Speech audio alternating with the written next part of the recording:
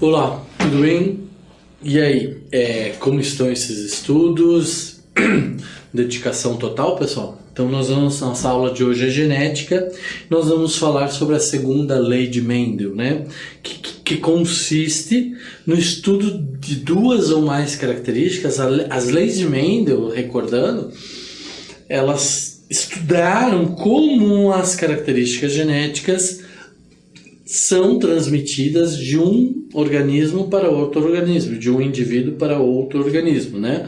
Então agora nós não estamos mais falando de uma transmissão dentro de um mesmo organismo, nós estamos falando de um organismo para outro organismo, de um indivíduo para outro indivíduo, como essas informações são transmitidas. Então Mendel foi um grande estudioso, né? E ele estabeleceu algumas leis dessa transmissão genética, né? Então, a segunda lei de Mendel consiste no estudo de duas ou mais características genéticas que atuam simultaneamente, ou seja, ocorrem simultaneamente e agem simultaneamente. A gente observa os losses, né? E eles atuam em conjunto, né? Um pode ter influência sobre o outro ou não. Nós vamos entender isso especificamente, tá?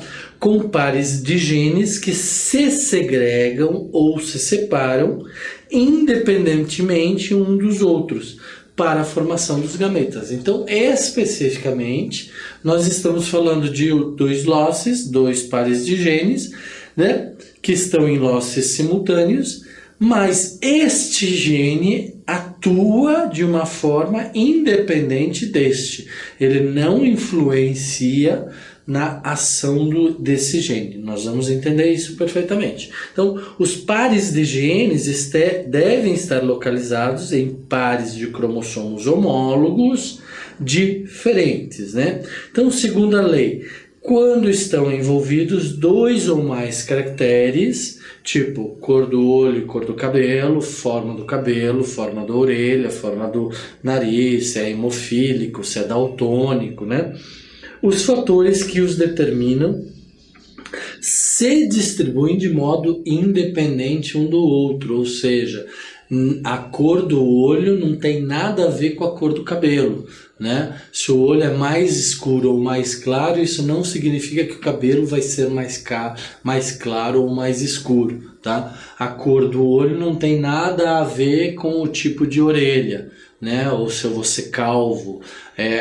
A cor do meu cabelo não tem nada a ver se eu vou ser calvo, se eu não vou ser calvo, tá? Então, estão próximos, estão em cromossomos homólogos diferentes, né? Estão em genes, em losses, né? Em locos diferentes, e atuam de forma diferente, mas atuam em conjunto, né? Tá?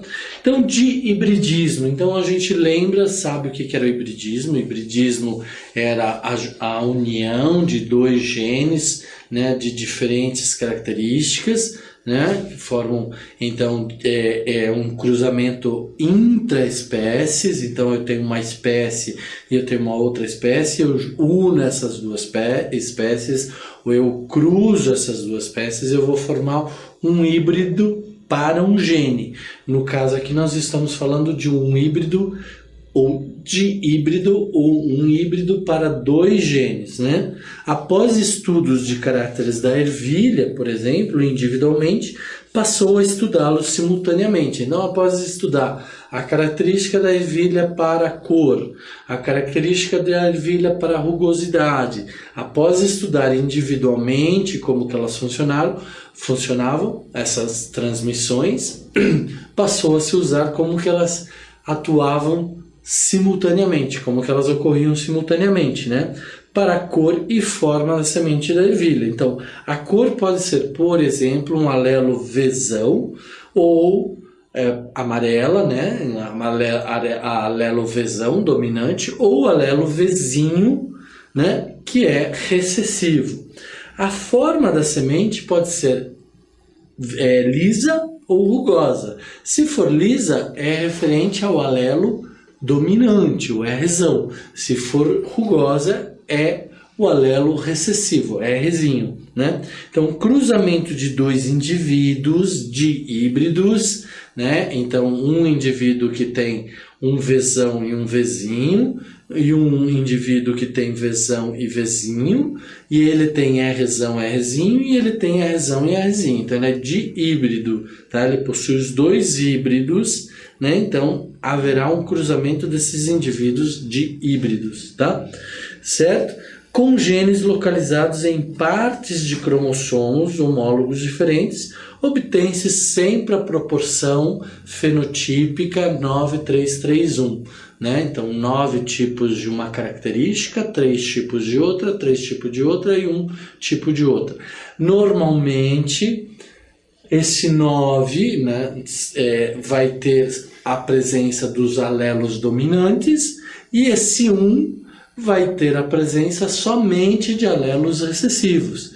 Os 3 e os 3 vão ter alelos dominantes para uma característica e não para outra. E aí há uma combinação, né? Então nós vamos ver isso agora. Por exemplo, então eu falei que ele é de híbrido. Então, Azão, Azinho, Bzão, Bzinho. Aqui poderia ser o Vzão, Vzinho, Rzão, Rzinho, Vzão, Vzinho, Rzão, Rzinho, que eu estou colocando aqui para vocês, ó.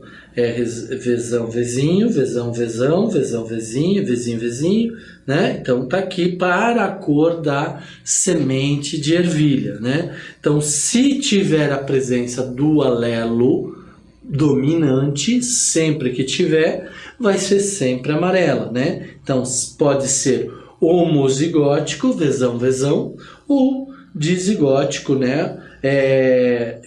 Vzão, Vzinho. Aqui, se for verde, significa que é homozigótica ou monozigótica para o alelo recessivo, Vzinho, Vzinho. Da mesma forma, a questão da rugosidade. Então, se for lisa é porque possui um alelo dominante, seja na heterozigose, Rzão, Rzinho, ou na homozigose, Rzão, Rzão, né? Rugosa vai ter 2 alelos recessivos, tá? Pega isso aqui e vamos levar para cá. É a mesma coisa, tá? Aqui este autor, em vez de usar Vzão, Vzão, Rzão, Rzinho, usou Azão, Azinho, Bzão, Bzinho. Mas estamos tratando da mesma, do mesmo processo. Cor, forma da ervilha. Então, se tiver um alelo dominante, sempre, se for o azão, vai ser sempre amarelo. Então, olha aqui, azão aqui, azão aqui, azão aqui e azão aqui. Se tiver bezão, vai ser sempre lisa, né? Então, tem bezão, tem bezão, tem bezão, tem bezão. Não importa se é duplo, se é homozigótico ou se é heterozigótico, né? Agora, se não tiver bezão, vai ser rugosa. Então, olha lá, bezinho, bezinho, rugosa.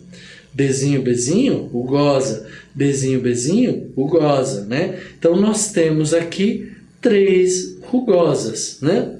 E se tiver azinho, azinho, não tiver o azão, vai ser verde, né? Então, azinho, azinho aqui, azinho, azinho aqui, azinho, azinho aqui, 1, 2, 3, né? E se não tiver nem azão, nem bezão, só tiver azinho, azinho, bezinho, bezinho, duplo homozigótico, apesar de ser bi-híbrido, né? Vai ser um aqui que é o verde rugoso, né?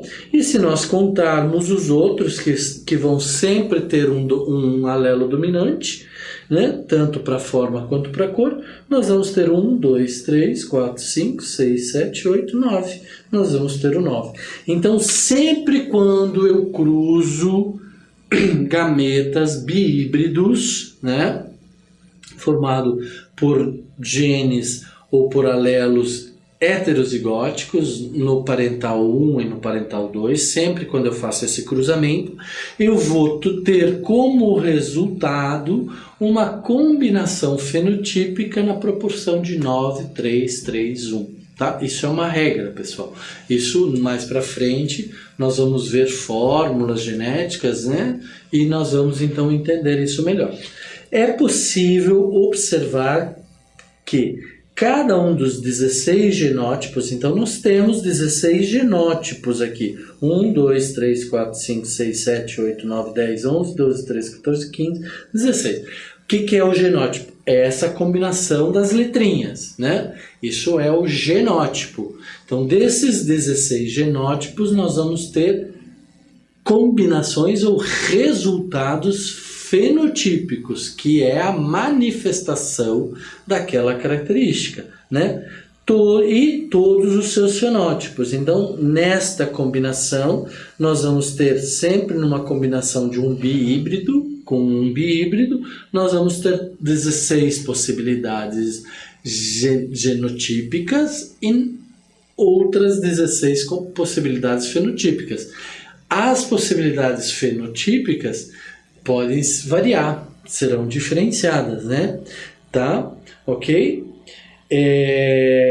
Então, observa-se que os homozigóticos e os heterozigóticos. Então, já expliquei aqui. Nós temos duplo homozigótico, nós temos duplo homozigótico, onde mais nós temos duplo homozigótico. Nós temos, então, 1, 2, 3, 4 duplos homozigóticos. Todos os demais possuem, no mínimo, um gene heterozigótico, tá? Então, se vocês observarem aqui, um gene heterozigótico, tá bom? Então, duplo homozigótico, numa combinação parental de bihíbrido, nós vamos ter somente 4 genotípicos, tá? Certo? Só há um descendente homozigótico dominante duplo, que é este aqui, né? E somente um descendente homozigótico duplo recessivo, que é este aqui, tá? Então, isto é uma regra, não tem outra combinação. Isso aqui é matemática, é uma combinação matemática. Vocês veem lá em combinação matemática, tá? Certo? E aí fecha a proporção 9, 3, 3, 1, tá? Então, a probabilidade, então por isso que eu falo de matemática, por isso que eu falo de estatística, isso aqui é uma combinação matemática, não tem como mudar. Agora, quanto vai surgir de um ou de outro, aí nós já entramos no campo da estatística e nós vamos começar a falar então de probabilidade combinada, né? Com probabilidade combinada de um par de gene com a soma do outro par de gene, né? Por isso que ela é probabilidade combinada. Então não tem uma interferência de um sobre o outro neste caso, tá? Para cálculos envolvendo duas características. Para o cálculo de probabilidade de genótipo, deve-se analisar cada característica individualmente. Aí nós estamos falando da primeira lei de Mendel, certo?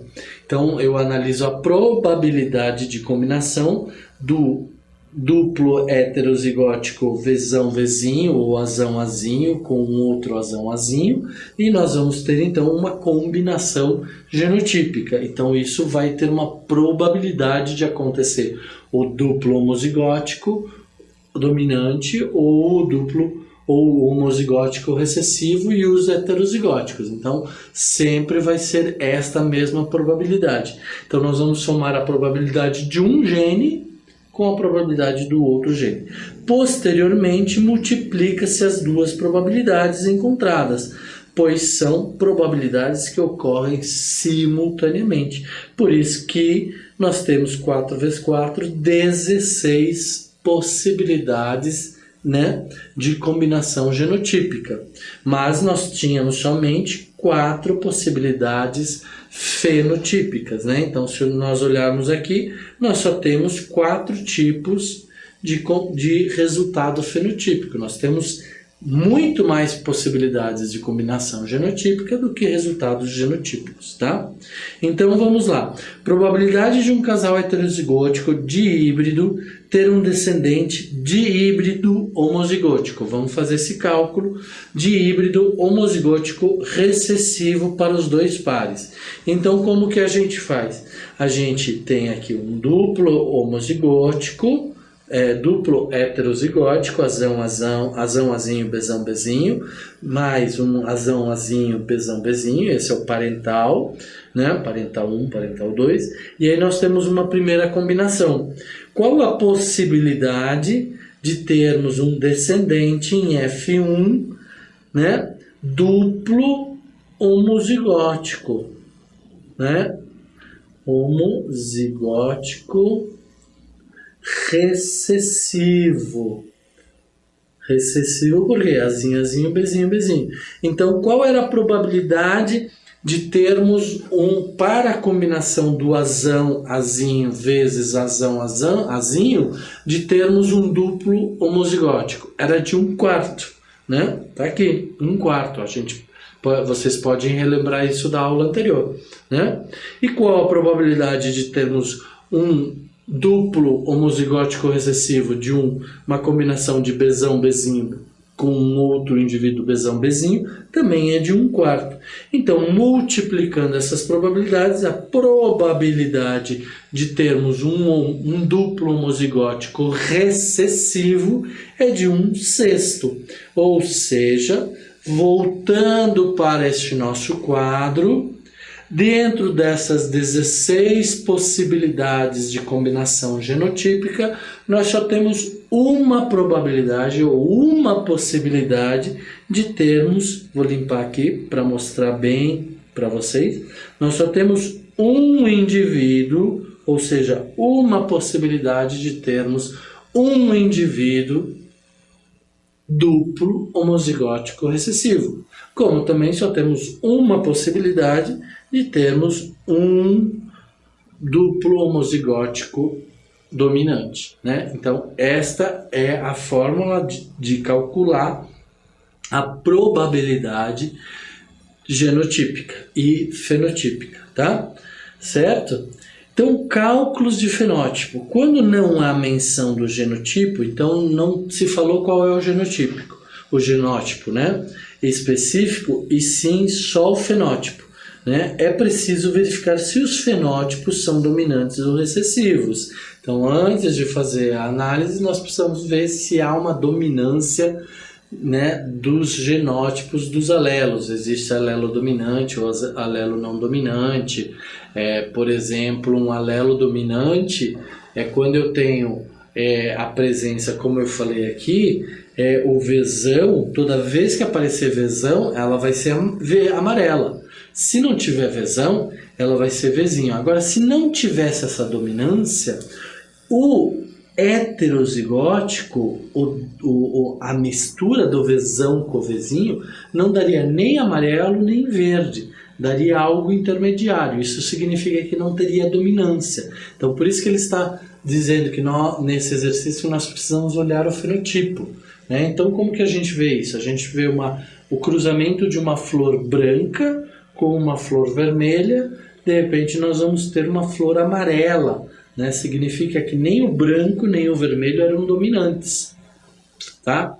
Mas que nós tínhamos aí então uma combinação genotípica que determinava uma nova característica fenotípica, tá? Então calcula-se individualmente as probabilidades, como eu já frisei isso para vocês, dos fenotipos, né? Dos fenótipos, multiplicando-se os resultados no final. Então vamos lá.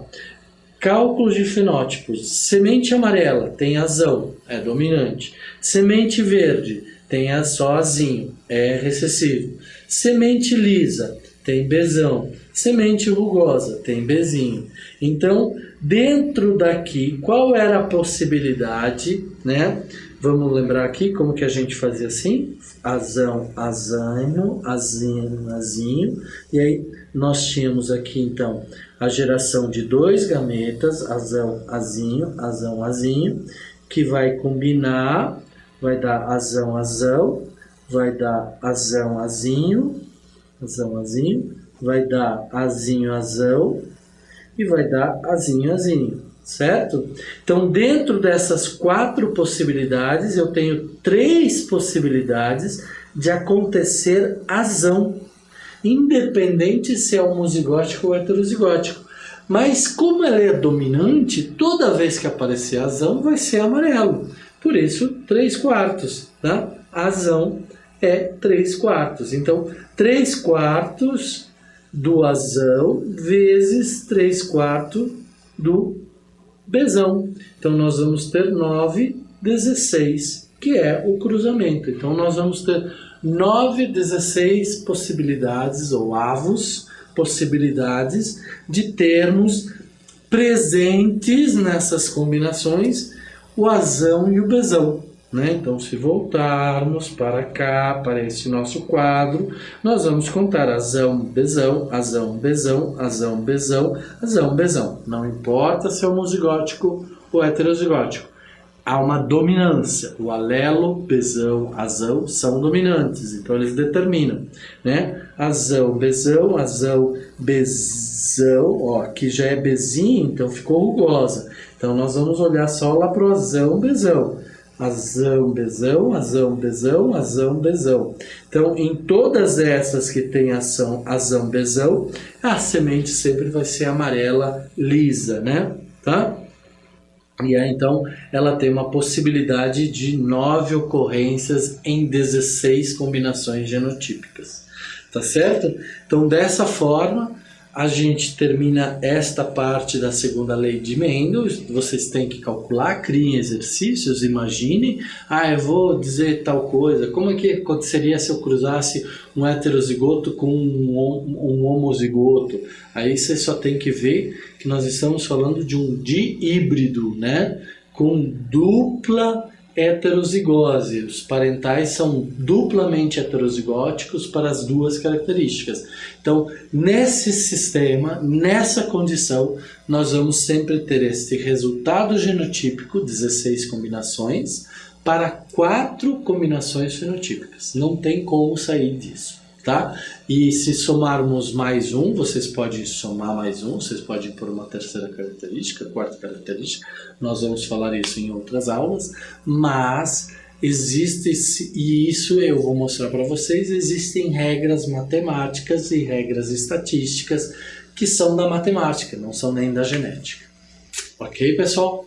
Então, até a próxima aula, estudem bastante, revejam, façam exercícios, busquem exercícios em livros, internet, livros de apoio, tá certo?